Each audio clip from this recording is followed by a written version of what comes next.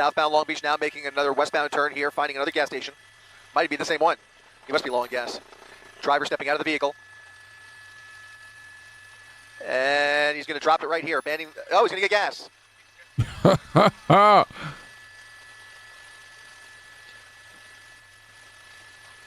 A man stopped for gas during a police chase in California and still managed to escape.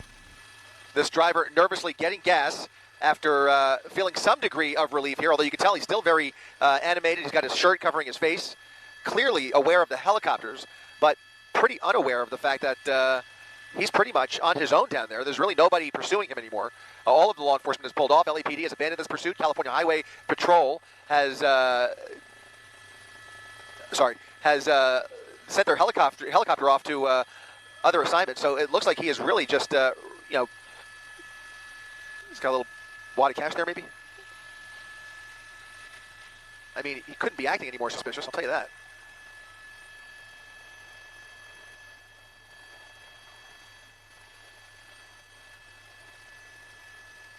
Yeah, my guy. He didn't even put the pump up. He squeezed the knob on and everything, closed it. Just dropping the drop. This is a wild scene here as he just drops the pump and continues on after a quick splash of gas. Now back on the run here, but there's nobody behind him as he continues to drive like a maniac through here. And now getting back onto Long Beach Boulevard. There's CHP now, just about 1 block behind him, with lights and sirens blaring, and to come out the other side of this overpass. Or he could pull the classic move. There he is. He's coming out the other side. No, that's not him. He is now underneath.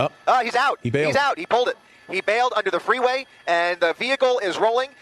Law enforcement pulling up here, spotting the lonely vehicle, the empty vehicle, and that suspect is on foot right behind them. You have to presume that he is now hiding underneath the 10 freeway.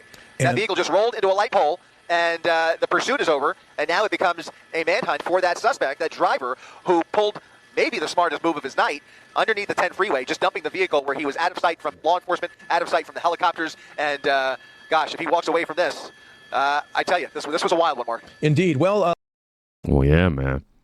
Refuel. This guy refueled mid-pursuit and still bounced.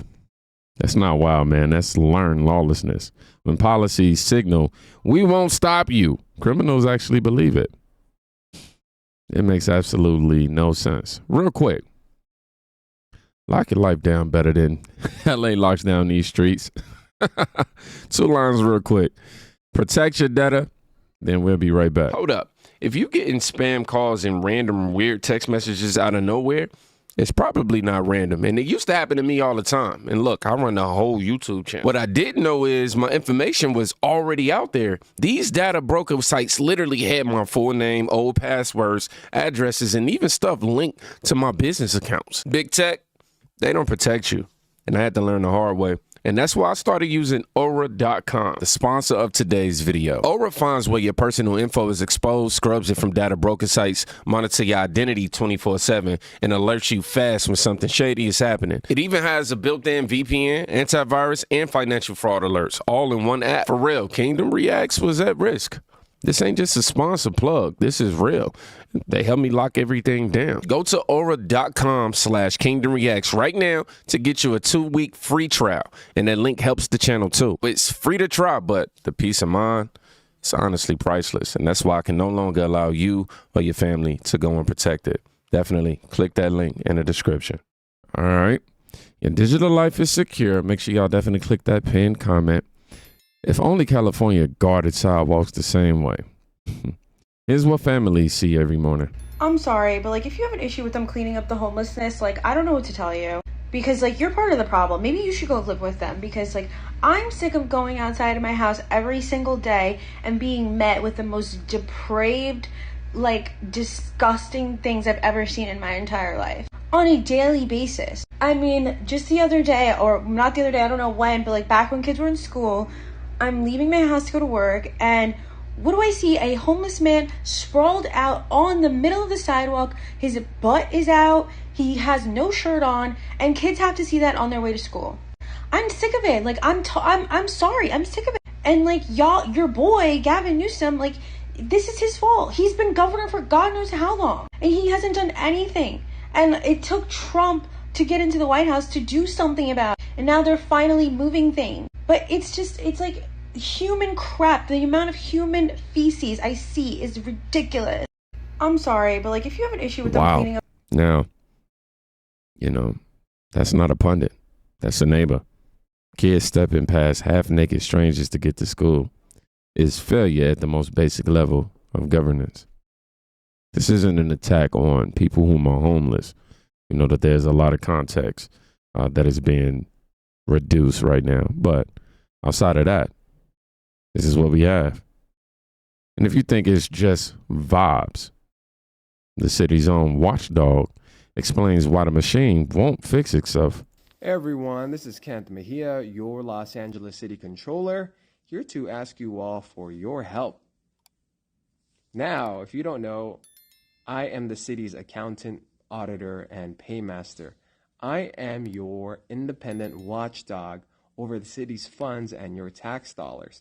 Do you all want to know how much money I oversee annually, or try to? $35 billion, more than that. Those are all departments, including the airports, harbor, and LADWP. But the truth is, my office is nowhere near staffed to sufficiently and proactively provide that oversight for you all, that independent oversight that you all want. And so one of the big things that we're doing right now is we're getting involved in the charter reform process. The city's charter is like the constitution of the city. What's in it goes. And so right now, we have the opportunity to change it and update it. And one of the big things we're fighting for is an independent budget. Because right now, my budget is controlled by the mayor and city council. So if I do an audit, if I provide transparency, and it's something that they don't like, I could face retaliation and budget cuts. Just like what I faced last fiscal year, where I lost 27 positions or 15% of my entire staff positions. So I need your help. If you all want me to provide that oversight, please help me do it. For context and numbers, just so you all understand, I have 2 accountants for nearly 40 departments to approve and review their invoices. We are so short-staffed that sometimes we just get rushed and called all the time. And it's to the point where like we don't even have time to review and to sufficiently review it and provide that oversight for you all. In addition, I only have 7 auditors for the entire city of Los Angeles. And our teams are about 2 to 3 auditors, and it could take up to a year to finish. That's why you could only see me do 1 to 3 audits a year, just because of how little my staff is. And in addition, I only have 5 fraud, waste, and abuse investigators for the entire city. And last year, I received over 700 FWA claims. Anyways, I'll put the link and instructions in the caption. Please help us out, y'all. That's just one of 6 recommendations. 2 accountants, 7 auditors for Los Angeles. And when he pushes transparency, they cut his staff. Now that's not accountability. That's protection racket politics, right?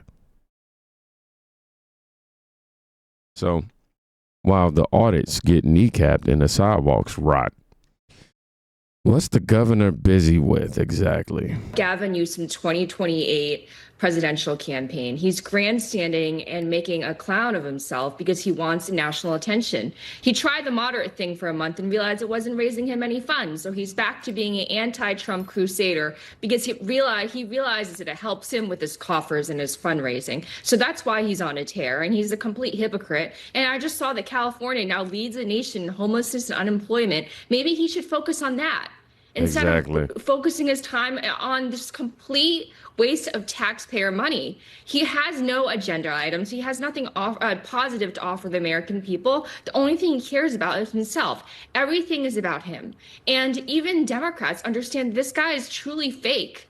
He's if you look up snake oil salesman in the dictionary, you would see his face right next to the definition. I wasn't sure if it was going to be snake oil or hair grease or hair product. But you never know. Actually, probably both. Even Democrats turn critics see it. National ambition over local results. If you're dunking on ice while parents bleach sneakers from the walk to school, your priorities are upside down. And it's not just a California tab. These choices shift power across America.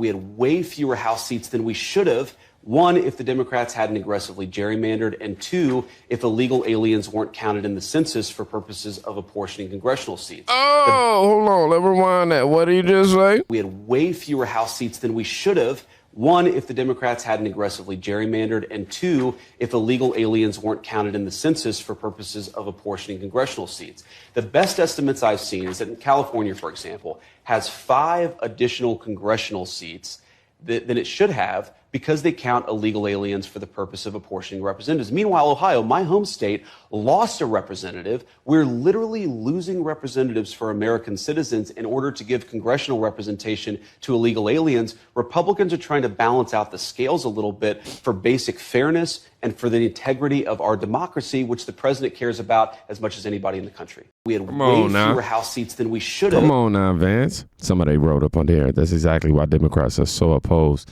to deportation. They're literally trying to, They're literally flying to El Salvador to bring in MS-13 gang member back into America.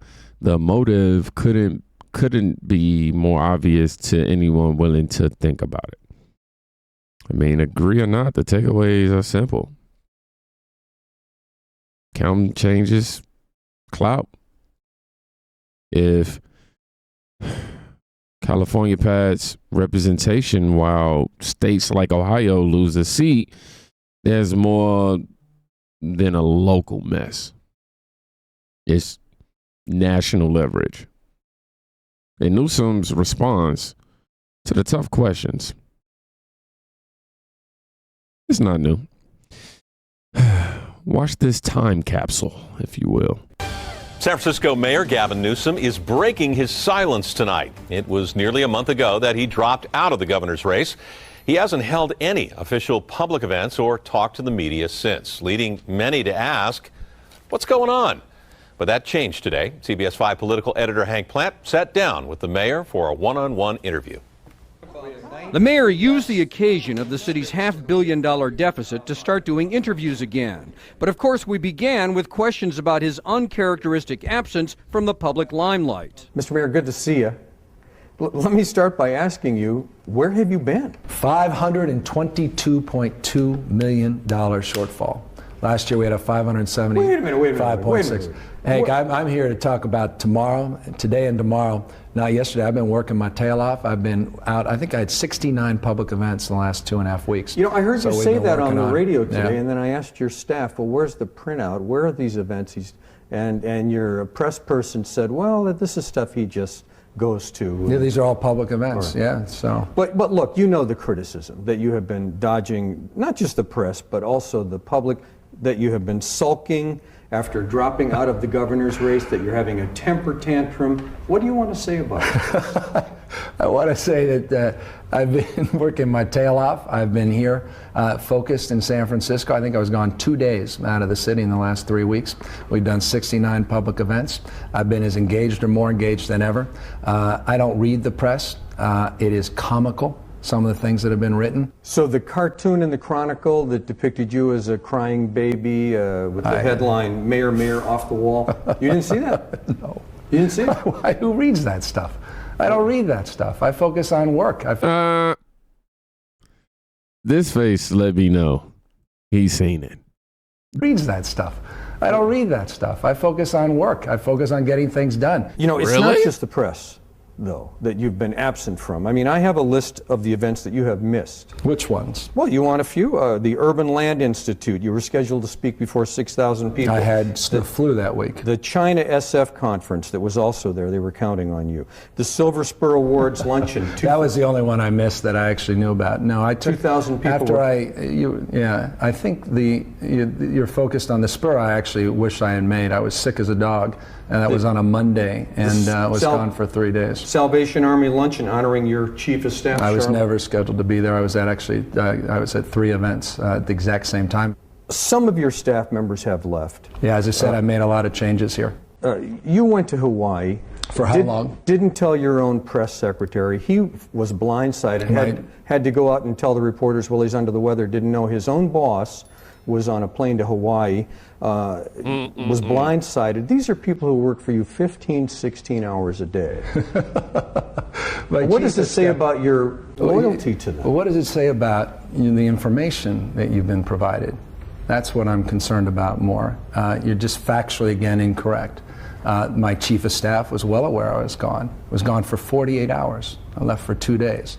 I think I deserve the right, after a long campaign, to make the decision to spend time with my daughter and my wife. I don't know where you come up with this, and it sort of misleads people and creates a sense of something that really doesn't exist, and so it's unfortunate. But again... But that is exactly what happened, Mr. Mayor. The press secretary gave misinformation to the press, and then he resigned. Yes, yeah. Curiously, he resigned after this. Yeah, I don't know that this is much to do about nothing. My chief of staff was aware, and to the extent that my chief of staff apparently that morning didn't communicate it to the press secretary, I guess that was the case. But then, when it was time to talk about the city's finance problems, Newsom seemed out of patience. Deficit, $522 million. Yeah, it's a big deficit.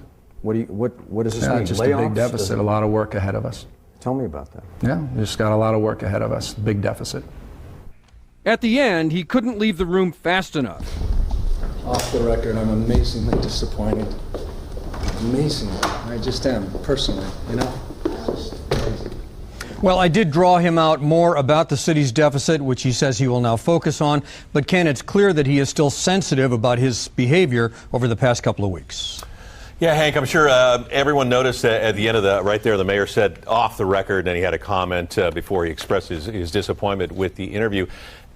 Let's take the chance right now to explain to people, our viewers, how we regard off the record. Well, simply put, a reporter has to agree with an interview subject that something is off the record. It's not up to them to simply declare that that's the case. And besides, the mayor was quite aware that our cameras were rolling on him. Yeah, might have been a case of trying to change horses midstream. You can't do that. Once you start talking, you're talking. All right, Hank Plant, thank you.